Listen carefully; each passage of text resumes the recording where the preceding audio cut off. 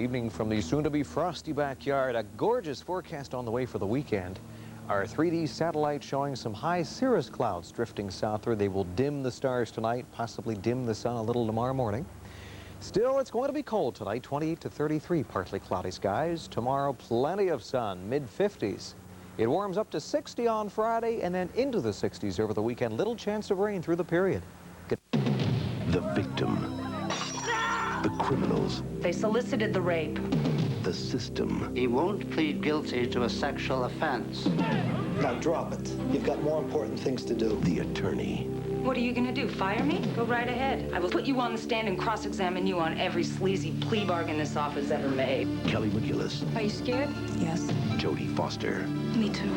The Accused. Rated R. Starts Friday, October 14th at a theater near you.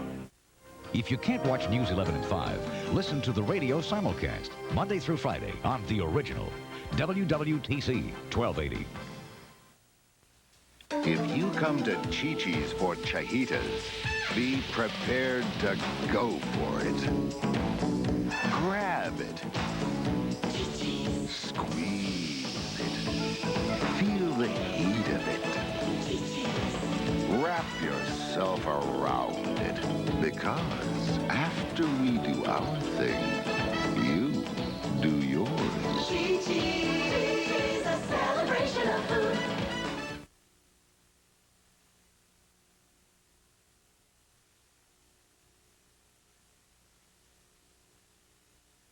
The Tonight Show starring Johnny Carson and Late Night with David Letterman will be seen in their entirety 15 minutes later than usual tonight. Senator Dan Quayle at a rally in Omaha a few moments ago claiming victory in tonight's vice presidential debate. And Senator Lloyd Bentsen at another rally, another claim of victory. Good evening, everyone. I'm Tom Brokaw, NBC News, here at the Omaha Civic Auditorium, where they're already striking the set from tonight's vice presidential debate, such is the permanence of American politics these days. But the memory lingers on, and the memory tonight was of a sharp exchange between vice presidential candidates Lloyd Bentsen for the Democrats and Senator Dan Quayle for the Republicans. No knockout punches were thrown tonight, or at least no one was knocked to the floor, but the fact of the matter is that there are lingering doubts on both sides. With me now, NBC commentator John Chancellor, and we're pretty much in the same situation, John, it seems to me, that we were a couple of weeks ago in Winston-Salem when the presidential candidates were debating. No one tonight scored a decisive victory. No, but I think actually Dan Quayle did himself a little bit of good. If you were against Dan Quayle before this debate, my guess is you're probably still against Dan Quayle. But if you were undecided, and many voters are, according to the polls, I think you may not feel that Dan Quayle is the kind of hopeless lightweight the Democrats have said he is. And remember that he's been the focus of an awful lot of Democratic attacks. And so I think for undecided voters, he didn't do so badly, although I don't think as a debater he did terribly well. As far as Bentsen is concerned, he had a terrible time with his lobbyist breakfast question. He even came back to it once, all by himself, because he knew he hadn't answered it. And I think his failure tonight was to say to the American voters, here are reasons why, in the time of peace and prosperity, you should switch from the Republicans to the Democrats. Tommy didn't do that until the very end, and I think he should have done it more during the debate. We have 5 weeks to go until this election. Do you think that the bottom half of this ticket, either the Dukakis ticket or the Bush ticket, will be the final determinant? No. I think Americans vote on the top of the ticket. They don't vote for a whole ticket. They vote for president. And vice presidents are only small parts of it. And what this debate tonight may have done is relegate the vice presidential race to a small part of it. All right, John Chancellor, you've been spun, as we say in American politics these days. The spin clinic was in the bottom of this civic auditorium here. The spin doctors are those handlers from both campaigns who go around trying to get their message out. Here's how it worked tonight in Omaha. Listen to what happens in American presidential politics. The central question tonight was, is Dan Quayle ready to be president of the United States? And I think he failed miserably to meet that test. The expectation was that Bentsen would put Quayle away. He didn't even come close. Terrific night for Senator Bentsen and a terrific night for the Dukakis-Bentsen ticket. I don't know if the overall polls go up. I won't predict that, but I think these questions about Quayle are going to start dropping like flies. There was so much spinning going on here tonight, it's a wonder that the Omaha Civic Auditorium didn't lift off into orbit. Standing by now with two spin doctors with pedigrees in that area, NBC News correspondent Ken Bodie. Ken? Tom, I'm down here in the flea market of propaganda where all the spinning took place earlier. I'm down here with two absolute partisans in this one. Senator Bob Packwood of Oregon, who helped prepare Dan Quayle by playing the role of Lloyd Bentsen in debate preparations. Congressman Dennis Eckert of Ohio, who helped prepare Lloyd Bentsen by playing Dan Quayle. First, Senator Packwood, you. The big remaining question about Senator Dan Quayle coming into this debate is he prepared to be president? Now, the panel had to ask that question 5 times tonight. Don't you think there's a lingering doubt? No, I don't think so.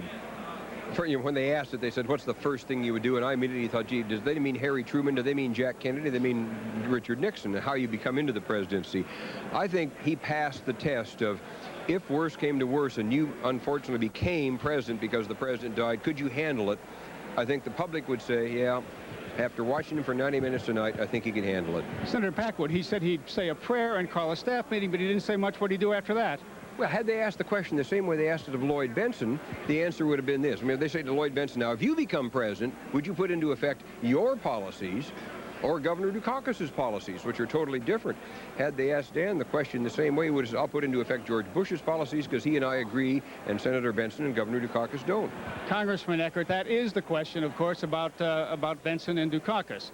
And the fact is that pretty effectively tonight, Senator Quayle hung a liberal label on Dukakis by showing all the ways that he and Bentsen disagree. Don't you agree with that? Well, there's no doubt in my mind that both of the guys were left standing after 90 minutes, so I suppose they could both claim victory.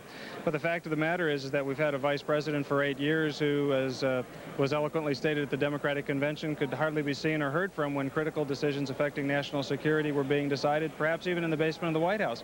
And what you'll have in Lloyd Bentsen is a person who's going to give qualified and sometimes differing advice to the president. That's a strength. That's not a weakness. And for the fact that for 40 minutes, while Dan Quayle was trying to find out what his qualifications and his resume were and desperately trying to remember the names of the cabinet officers, he didn't even mention the name Mike Dukakis or the word liberal. Quayle wobbled and wandered in orbit tonight. There you have it, Tom. Two spin doctors in full flight tonight. Senator Robert Packwood and Congressman Dennis Eckert, Republican and Democrat, respectively. Thank you. And on the camera, you could see them laughing at themselves, even. Spinning will continue. The ultimate decision, of course, will be yours. We'll take a look at the details of this debate tonight in just a few moments.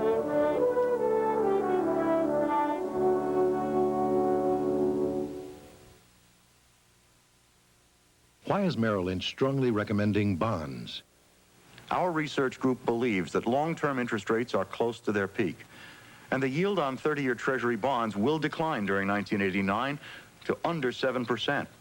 This means that bonds offer handsome current yields, plus the potential for substantial capital gains if interest rates fall. We suggest investors begin accumulating bonds now. Merrill Lynch, a tradition of trust. You've got to be kidding. I mean, a cereal today is supposed to be fun, wild shapes, jelly beans. You got anything like that? These are just flakes. I like this. That's funny, huh? Unless you're going for a retro thing, right? Bringing back all the good stuff. Yeah, it's simple, basic. I like that. Kellogg's cornflakes. Get out of here. Cornflakes? Taste them again for the first time.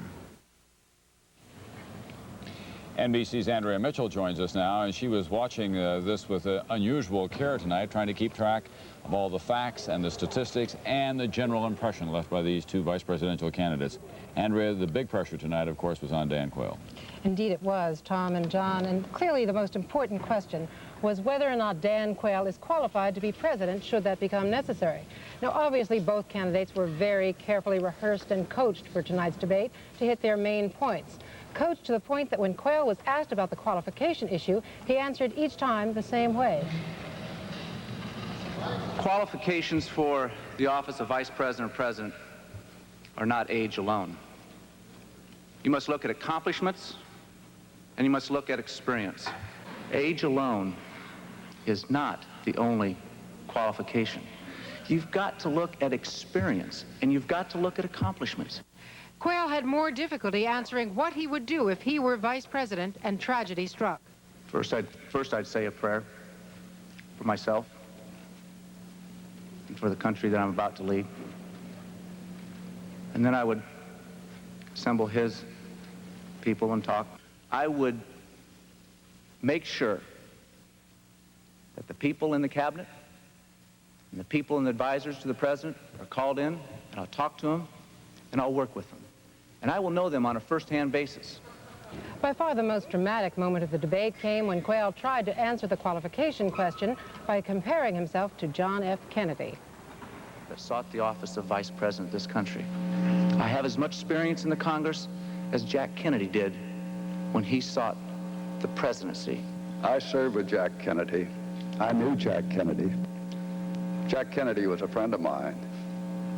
Senator, you're no Jack Kennedy. That was really uncalled for, Senator. You're the one that was making the comparison, Senator.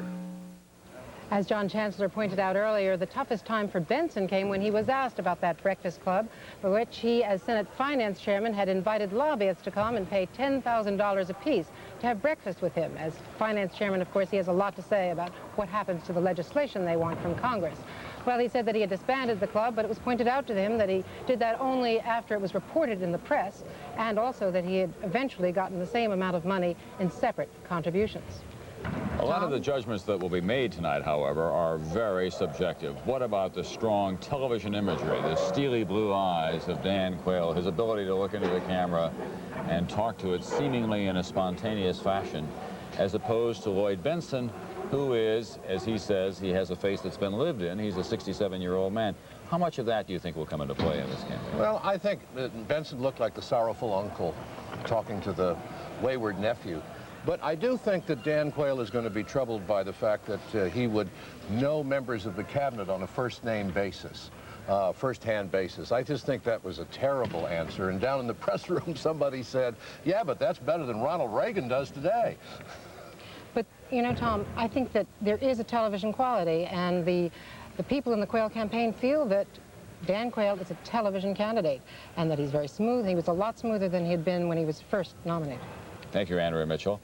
We'll be back in a moment with a couple of people who've been through this process, not necessarily on this stage. One of them, Geraldine Ferraro, was, however, and John Connally of Texas, who was once a presidential candidate as well and participated in these kind of debates. From their distance, what do they think about what happened tonight? In a moment.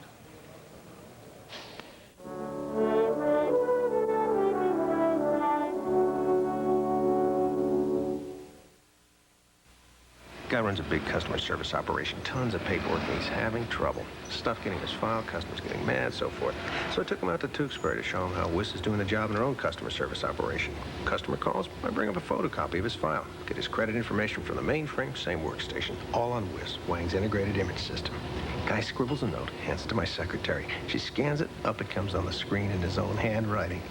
Get me a pilot system. Seeing is believing, huh? Wang's integrated image system is the next big step. A major market recommendation from Merrill Lynch. Now is a time of extraordinary opportunities. At Merrill Lynch, we believe interest rates will fall dramatically in the year ahead.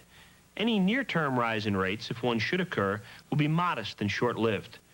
As a result, bonds and selected interest rate-sensitive stocks can be expected to rise sharply in value. Now is the time to act. We're ready with specific recommendations. Merrill Lynch, a tradition of trust. All the political pros in the country were watching this debate tonight. Two of them are with us now. In New York, Geraldine Ferraro, who 4 years ago found herself in a similar position when she was debating as the vice presidential candidate of the Democratic Party. And in Austin, Texas tonight, Democrat turned Republican John Connally, who ran for president himself, of course. Let's begin with you, if we can, Governor Connally. I remember that just today, Jimmy Carter said that this campaign is the worst that he has ever seen, filled with more vituperation and allegations than he can remember. Do you think that this debate tonight in any way raised the quality of the American presidential campaign, 1988? I think at least, Tom, we heard discussion of a great many issues tonight, and that's more than we've heard through much of this campaign. And Geraldine Ferraro, what did you think about the effect of this debate on the general tone of the campaign so far? Well, I thought they did a pretty good job discussing the issues, at least for the first half hour, and then after a half hour, I think the whole thing kind of went a little bit to pot with the discussion of qualifications and what Senator Quayle would do if he were elected president. Now, if I can ask you, Ms. Ferraro, for just a moment, to at least, if not set aside your partisan considerations, to dampen them a bit and to look objectively at the performance of Dan Quayle tonight. What we were talking about just a moment ago, do you think that he made a strong television appearance tonight? After all, symbolism and imagery have become an important part of this process. I think he did extremely well in the first half hour. I thought his answers obviously were programmed, but I thought he was good. I thought he came on very strong. I thought he looked comfortable. But I thought as he got into the second hour and then into the second half hour, into the third half hour, I thought that by the end he had kind of lost it. And I thought he looked very unfocused at the end, and that is being objective. He looked as if he was anxious for it to be over, and having been in that position, I can well imagine that he was. 90 minutes is a long time to stand up before the American people and to let them know your views and to know that a lot is resting on you as you continue in the debate. John Connolly, your old Texas friend, now in the other party, of course. Lloyd Bentsen, your judgment on him.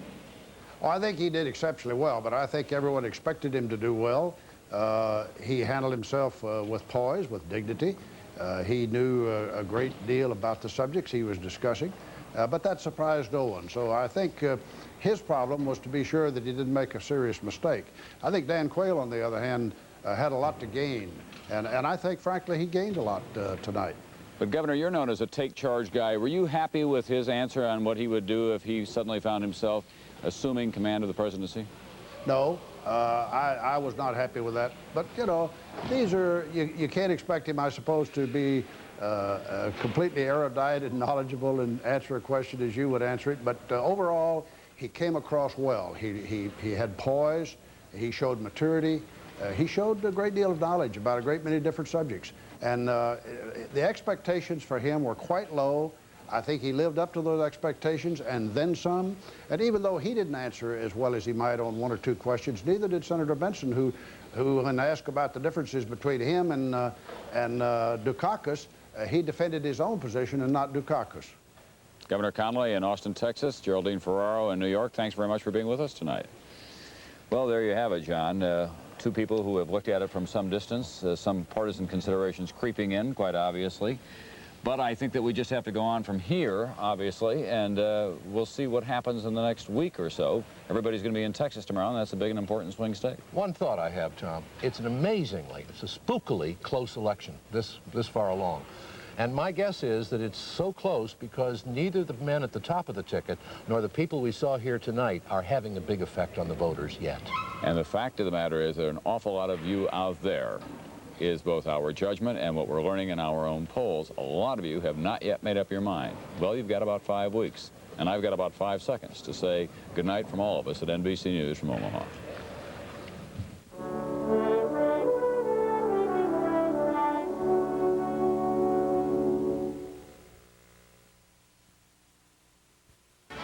On Monday, start your week off with Today. Bryant Gumbel returns, and I'm Jane Pauley. Joining us, Clint Eastwood, Jodie Foster, Sean Connery, and Harrison Ford with an inside look at the latest Indiana Jones adventure. All that plus some politics with Barry Goldwater. That's beginning Monday on Today. 5 car dealers and a leasing company consistently promise more after-the-sale service than all the competition. You may already know us as the Plain Talk Dealers, where a higher standard of service is part of every deal. As a group, we are the Metcor dealers. Individually, we go by these well-respected names: Rosedale Chevrolet, Freeway Ford, Prestige Lincoln Mercury, Brookdale Ford, Suburban Chevrolet, and 20th Century Leasing. Metcor, your Plain Talk dealers. This week's People takes you behind the scenes. As the boss and new main squeeze Patty Scalpa show their love on stage, People shows you her past life off stage. Exactly where did Patty come from before she replaced New York model Julianne Phillips and brought Bruce back to his Jersey roots? Then Don Johnson's Ocean Race, where Streisand didn't make waves. Rocker's Sugar Cubes is suddenly hot from Iceland, and so much more. This week, the boss's love song. People, that's what we're all about. The Cosby Show, weekdays right here on TV 11.